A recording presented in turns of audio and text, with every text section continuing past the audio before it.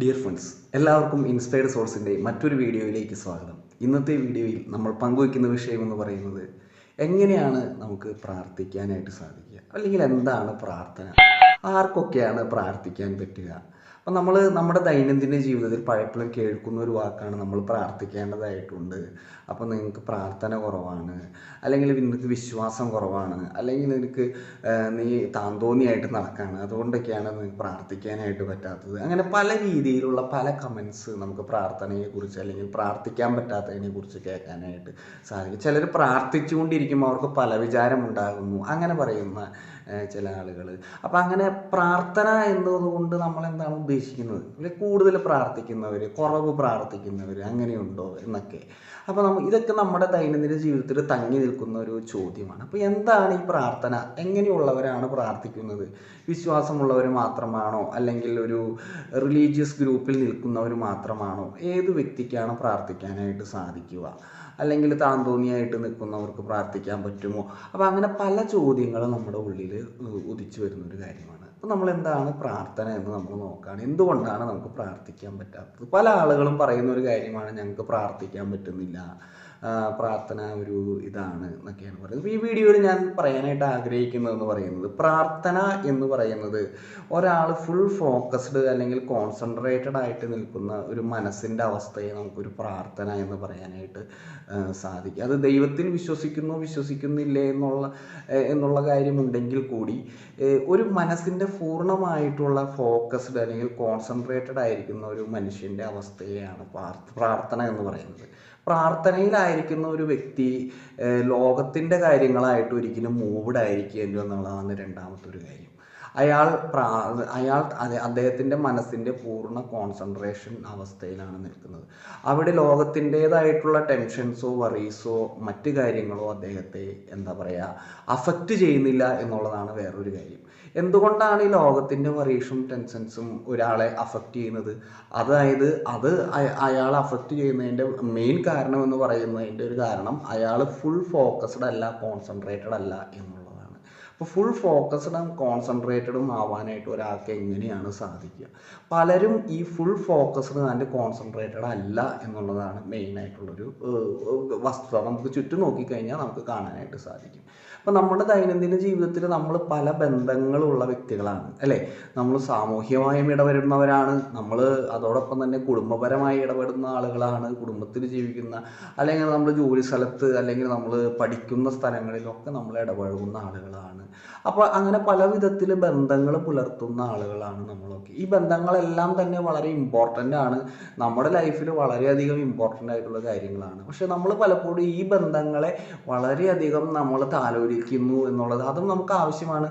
അവർ നമ്മൾ ഫോണിൽ വിളിക്കുന്നു, നമ്മുടെ സുഹൃത്തുക്കളെ, നമ്മുടെ ബന്ധുക്കളെ, നമുക്ക് ഏറ്റവും പ്രിയപ്പെട്ടവരെ, അവരോടൊക്കെ നമ്മൾ സംസാരിക്കേണ്ട എന്നല്ല, നമ്മൾ തീർച്ചയായിട്ടും അവരോടൊക്കെ സംസാരിക്കണം. അപ്പോൾ അതൊക്കെ നമുക്ക് വളരെ പ്രധാനപ്പെട്ട കാര്യങ്ങളാണ്.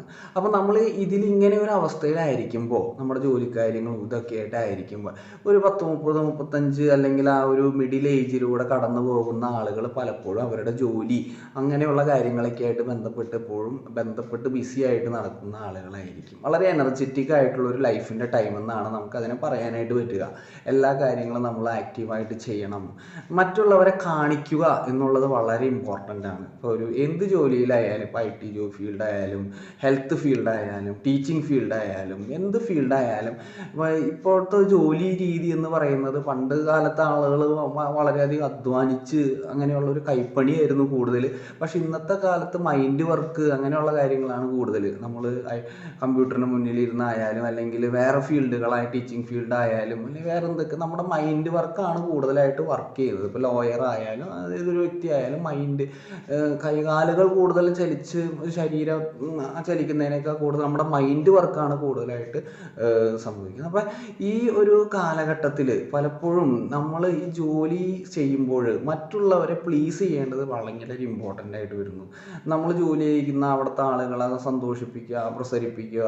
അപ്പം നമ്മൾ ഒരു ഇന്നർ ജോയ് എന്നതിനേക്കാൾ കൂടുതൽ നമ്മൾ പലപ്പോഴും നമ്മുടെ ഒരു എക്സ്റ്റേണലി നമ്മൾ ജോയ്ഫുള്ളായിട്ട് നമ്മളെ തന്നെ പ്രസൻറ്റ് ചെയ്യേണ്ടി വരും. ഞാനും എല്ലാവരും അങ്ങനെ തന്നെയാണ് ജോലി സ്ഥലത്ത്.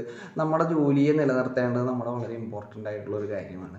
അപ്പോൾ ഇതെല്ലാം നമ്മൾ ഒരു വ്യക്തി തന്നെയാണ് ഇതൊക്കെ ചെയ്തുകൊണ്ടിരിക്കുന്നത്. ഇപ്പോൾ വീട്ടിൽ മറ്റുള്ളവരെ പ്ലീസ് ചെയ്യണം, ജോലി സ്ഥലത്ത് പ്ലീസ് ചെയ്യണം, അങ്ങനെയുള്ള കാര്യങ്ങൾ. അപ്പോൾ ഇതിലെല്ലാം മാറി നിന്നുകൊണ്ട്, ഈ ജീവിതത്തിൻ്റെ വ്യഗ്രതകളിൽ നിന്നെല്ലാം മാറി നിന്നുകൊണ്ട് ഒറ്റയ്ക്ക് ഇരിക്കാനായി ഇരിക്കുമ്പോൾ നമ്മുടെ മനസ്സ് ശൂന്യമാകുന്നു. ഈ ശൂന്യതയെ നമ്മൾ ഭയപ്പെടുന്നു. ഈ ശൂന്യതയാണ് പ്രാർത്ഥന. ഈ ശൂന്യതയെ പക്ഷെ നമ്മൾ ഭയപ്പെടുന്നു. ആ ഭയപ്പാട് കൊണ്ടാണ് നമുക്ക് എന്ത് ചെയ്യാനായിട്ട് പറ്റാത്തത്? പ്രാർത്ഥിക്കാനായിട്ട് പലപ്പോഴും ആളുകൾക്ക് പറ്റാത്തത്. ഈ ഭയപ്പാട് എൻ്റെ ഒരു സുഹൃത്ത് എന്നോട് പറഞ്ഞത് ഞാനിപ്പോഴും ഓർമ്മിക്കുന്നു. അതായത് നിങ്ങൾക്ക് വേണ്ടതെല്ലാം നിങ്ങളുടെ ഭയത്തിന് അപ്പുറത്ത് ഉണ്ട് എന്നുള്ളത്.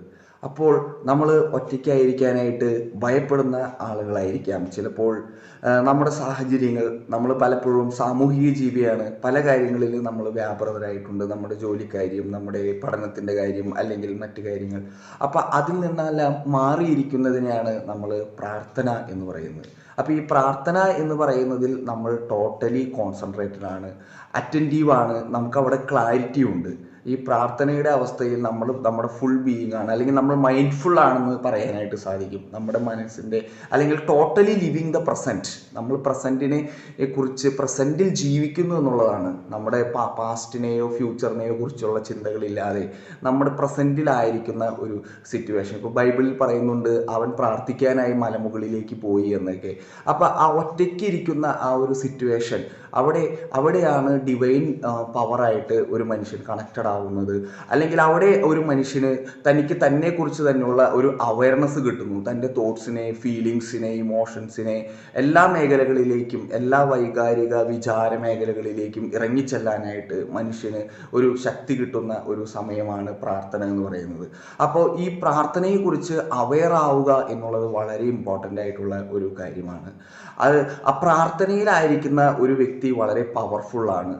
ആ വ്യക്തി വളരെ സ്പിരിച്വലി എൻലൈറ്റൻഡ് ആയിരിക്കും. അദ്ദേഹത്തിന് കാര്യങ്ങൾ കൂടുതൽ അറ്റൻഷനോടും ക്ലാരിറ്റിയോടും കൂടിയായിട്ട് കാണുവാനായിട്ട് സാധിക്കും. അപ്പോൾ ഒരു ന്യൂ സെൻസ് ഓഫ് ലിവിങ്, ഒരു ന്യൂ സെൻസ് ഓഫ് എനർജി ആ വ്യക്തിക്ക്, അയാളിൽ തന്നെ തോന്നുവാനായിട്ടൊക്കെ സാധിക്കും. കാരണം അദ്ദേഹം കാര്യങ്ങളെ കൂടുതൽ വ്യക്തതയോടുകൂടി കാണുന്നു എന്നുള്ളതാണ് വളരെ ഇമ്പോർട്ടൻ്റ് ആയിട്ടുള്ള ഒരു കാര്യം. നമുക്കും നമ്മുടെ ജീവിതത്തിൽ ഇതുപോലെ കാര്യങ്ങളെ വളരെ ക്ലാരിറ്റിയോടുകൂടി കാണുവാനും നമ്മുടെ മറ്റുള്ളവർക്കും അത് കൊടുക്കുവാനും നമുക്ക് സാധിക്കും. പ്രാർത്ഥിക്കുന്ന ഒരു വ്യക്തിയിൽ വളരെ പോസിറ്റീവ് എനർജി ഉണ്ടാവുക, പോസിറ്റീവ് എനർജി മറ്റുള്ളവർക്ക് കൊടുക്കുവാനായിട്ടും അദ്ദേഹത്തിന് സാധിക്കും. അപ്പോൾ ഇവിടെ നമ്മൾ ഈ ഒരു ഫിയറിനെ ഓവർകം ചെയ്യുക എന്നുള്ളത് വളരെ ഇമ്പോർട്ടൻ്റ് ആയിട്ടുള്ള ഒരു കാര്യമാണ്. നമ്മൾ ഈ ഫിയറിനെ ഓവർകം ചെയ്യുക എന്നുള്ളത് ഒരു ഡെയിലി പ്രാക്ടീസിലൂടെ നമുക്ക് സാധിക്കും. ആ ഡെയിലി പ്രാക്ടീസ് ചെയ്തുകൊണ്ട് നമുക്കും ഇതിനെ ഓവർകം ചെയ്ത് ഒരു ടോട്ടൽ ക്ലാരിറ്റിയിലായിരിക്കുവാനും കാര്യങ്ങളെ കൂടുതൽ വ്യക്തതയോടും അറ്റൻഷനോടും കൂടി ആയിരിക്കുവാനും നമുക്കും ശ്രമിക്കാം. Thank you dear friends.